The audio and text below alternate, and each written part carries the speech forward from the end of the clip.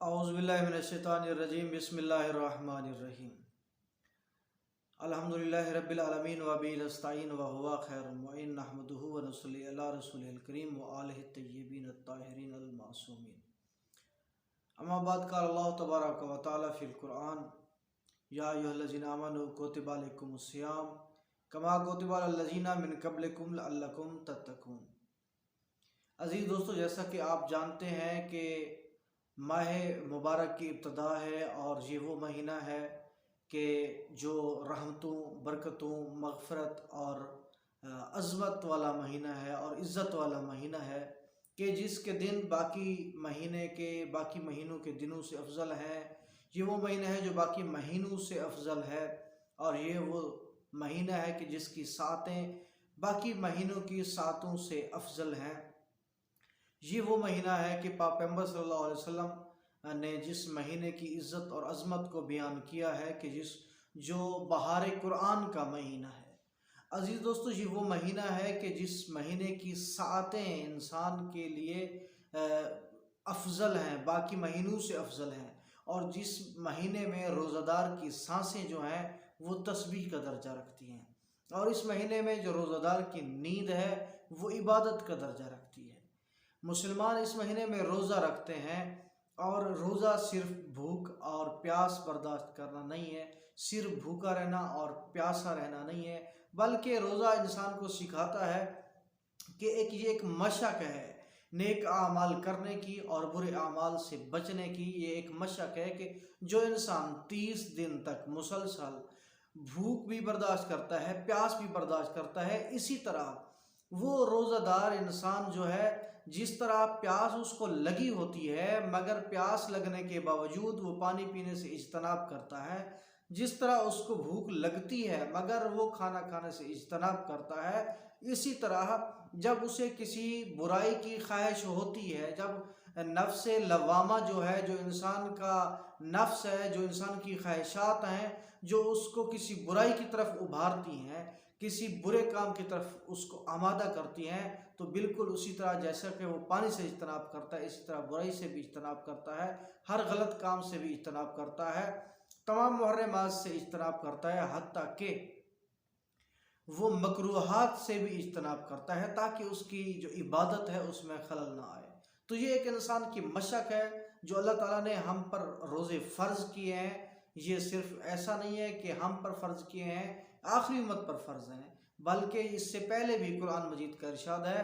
اے ایمان والو، تم پر روزے فرض کیے گئے ہیں، یہ اسی طرح فرض کیے گئے ہیں جیسا کہ تم سے پہلے امتوں پر فرض کیے گئے تھے۔ یہ اس لیے ہے تاکہ تم متقی ہو جاؤ، تاکہ تم پرہیزگار ہو جاؤ۔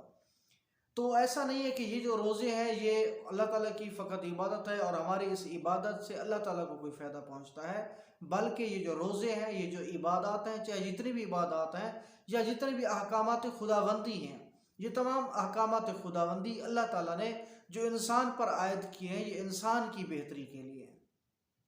کہ اگر انسان کسی یتیم کے سر پہ ہاتھ رکھتا ہے تو معاشرے کی بھلائی ہے، اگر انسان کسی روزہ دار کو افطار کراتا ہے تو یہ بھی معاشرے کی بھلائی ہے، اور اس میں رواداری، اس میں اخلاق حسنہ جو ہے وہ بڑھتے ہیں۔ تو اسی طرح اگر انسان روزہ رکھتا ہے تو انسانی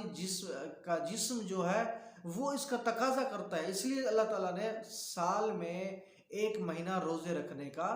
حکم دیا ہے۔ اسی طرح اگر انسان بھوکا رہتا ہے تو اس میں بھی انسان کا جسم کا یہ تقاضا ہے، اس لیے یہ انسان کے فائدہ مند ہے، اس لیے اللہ تعالیٰ نے روزہ رکھنے کا حکم دیا ہے۔ اگر اللہ تعالیٰ نے یہ جو مشق کا مہینہ انسان کے لیے رکھا ہے کہ اس مہینے میں کہ اگر انسان 30 دن مشق کر لیتا ہے تو باقی اس کا سال جو ہے وہ افزودہ گزرتا ہے۔ اگر انسان کو اس مہینے میں صدقہ دینے کے لیے وہ کیا گیا ہے کہ انسان صدقہ دے، آمادہ کیا گیا ہے کہ صدقہ دے، زکوٰۃ دے، خیرات دے، اور پھر رمضان کے آخر پہ فطرہ دے، یہ تمام صدقات، خیرات اور پھر افطار کرانا، یہ اجتماعی معاشرے کے لیے فائدہ مند ہے، اور اجتماع جو ہے ایک معاشرہ ہے، اجتماعیت کا نام، اور انسان بھی خود انس سے ہے کہ انسان جب ایک دوسرے سے انٹیکٹ کرتا ہے، انسان جب ایک دوسرے سے میل جول رکھتا ہے تو اس میل جول کے نتیجے میں جو معاشرتی برائیاں ہیں وہ ختم ہوتی ہیں، وہ جو بد اخلاقیاں ہیں وہ ختم ہوتی ہیں، وہ جو انسانوں کے درمیان گیپ ہے وہ ختم ہوتا ہے، وہ جو بغض انسانوں کے درمیان پایا جاتا ہے وہ ختم ہوتا ہے، وہ جو کینہ پایا جاتا ہے وہ ختم ہوتا ہے، وہ جو حسد پایا جاتا ہے وہ ختم ہوتا ہے، وہ جو برادریوں کے درمیان، وہ جو انسانوں کے درمیان، وہ جو خاندانوں کے درمیان دوریاں ہوتی ہیں وہ ختم ہو جاتی ہیں افطار کرانے سے۔ اس لیے افطار کرانے کو بہت زیادہ اس پر زور دیا گیا ہے کہ حدیث میں ہے کہ چاہے تم خرمے کے آدھے دانے سے یا صرف پانی سے بھی کسی کا روزہ افطار کراؤ تو بہت زیادہ اجر ہے اس کا۔ اور اس کی ان دنوں میں جو فرض نماز ہے اس کا بھی بہت زیادہ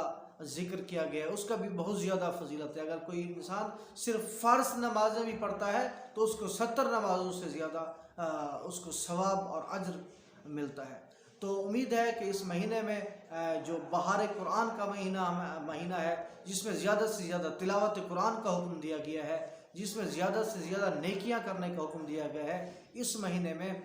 جس کی دعائیں، جس مہینے میں مانگی جانے والی دعائیں مستجاب دعائیں ہیں، جس میں زیادہ سے زیادہ